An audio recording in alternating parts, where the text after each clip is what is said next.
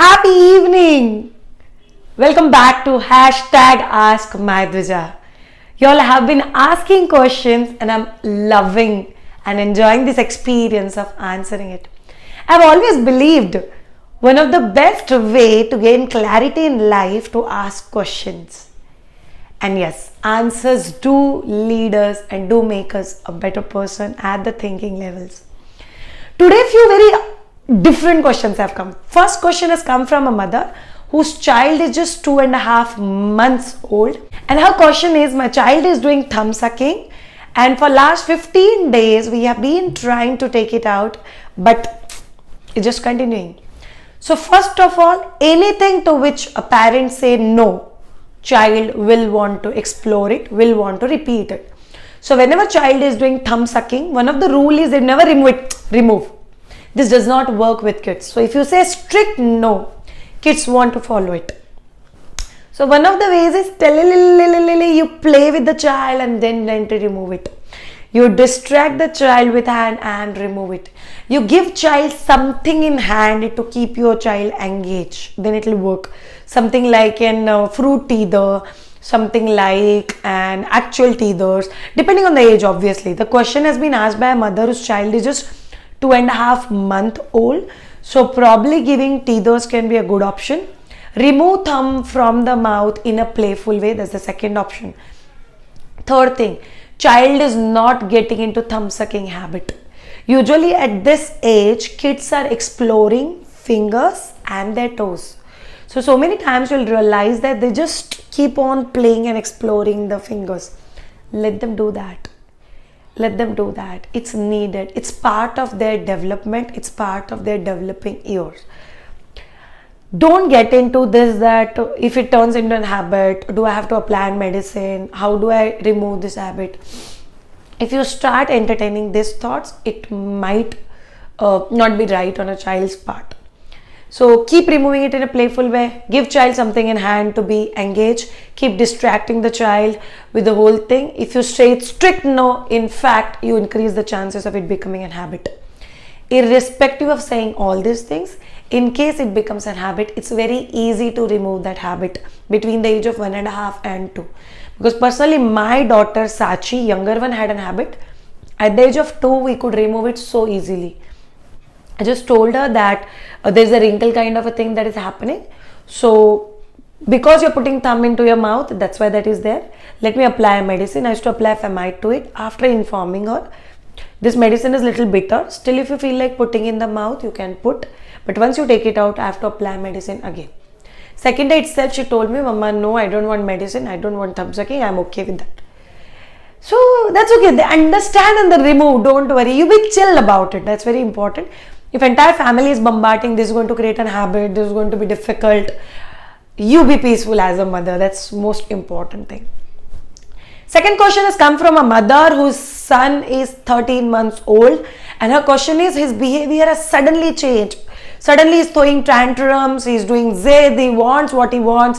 If he doesn't get that, he cries profusely. It has not been the behavior till now. Why suddenly this behavior is there? Understand. Kids are growing in intelligence. They will grow every bit, every moment of their life. If they know, they want to explore a new way. Like by doing tantrums, they want to experiment. Do they get what they want? If you give, their purpose is served. If you don't give, their purpose is not served. This is not the age where child can plan, long-term planning. I do this, I do that. No. For this age, kids are doing a momentary planning. मुझे अभी ये चाहिए. Let me try this way, that way, that way, that way, and blah blah blah. So understand something very important. Give attention to those things which you want your child to repeat. Don't give attention to those things which you don't want your child to repeat. Especially in this question, the way you have mentioned, don't give any attention to tantrums. Let them cry. Let them do whatever they want to do. Don't give it attention, and at the end just explain them. Crying doesn't give you anything, and that's what you have to understand. 13-month-old kids understand, so they will understand this much, and you have to explain. Second question has come from a mother. Child is around the same age, 1.5 year old. That my child just wants to play. This same question has come from one more mother whose child is around 4-year-old. And even her question is, my child just want to play. They don't want to do anything focused, anything static, anything sitting. So what can be done? Kids love prioritizing things. So for example, there are 5 things that kids have to do: playing, sleeping, eating, drinking water, and reading a book or listening to something that parents are telling. Your child is going to, let me clarify first 3 preferences that your child has. It's playing. They can compromise even their sleep for playing. Second is sleeping. They can compromise their food for sleeping. Is that much important? Third will come food. So if your child is having beautiful people around, kids around, and they want to play, they might not sleep. They are feeling sleepy, but they will not sleep. If your child is feeling too sleepy, they might not eat their food properly. So these 2 things come prior. And rest of like reading books and listening to parents. The 4th one is reading books, and 5th comes the last, listening to parents when they are giving something as a suggestion or a teaching or in correction. They just don't want. So understand how kids prioritizes. So one of the best thing that you can do, especially with this age group, is that allow them to play. Once they are play and done, if they're feeling too sleepy, let them sleep. And then once they wake up, feed them food. If you feel no Shreya, they stay hungry and then the weight is getting compromised, we cannot go ahead like that, then make few things which you can make them eat when they're playing. Allow them. You want to play, sit at one place and play, and then you will eat. Don't give something in hand which becomes a distraction for them as a part of playing. It's not that they are running around and you're feeding them. No. I'm talking like sitting at one place. If they're playing with something which is very small in their hand, probably let them play and feed them. And in worst cases, like there are moments when my kids just don't want to eat, then I have got few finger foods. That's one of the best idea that every parent can make. Like you can mix flours. Currently what I have made is urad dal ka atta, and in that I have mixed all the dry fruits powder and good and the kharik powder, jaggery, everything. I mixed it together and made small biscuits kind of a thing out of it, homemade. So when I feel that too much into playing and she just don't want to eat, I give them 1 or 2 of that and I tell them at the end of this you will have 1 banana. And then if you want, you can take a nap or sit for some time and then you'll have your food. Inform prior parents, this does not work. So you have to tell them, you want to play for 10 minutes. After 10 minutes, you're supposed to have your food. Kids will prefer playing over anything else in their life. And don't you think that's their age to do? So many times we feel like doing something else, but we can't do because of society, family, responsibility. And they have the age to do that. So allow them to do without compromising too much on the nutrient part of it. Just take care of that. Things can get balanced far better and in a far comfortable way. Lastly, one of the mother has asked how much I should push my child. My child is just crying. They don't want to go to school. He don't want to go to extracurricular classes. He don't want to learn anything. Whereas our elder daughter is a super performer. First of all, you can't push child beyond a point.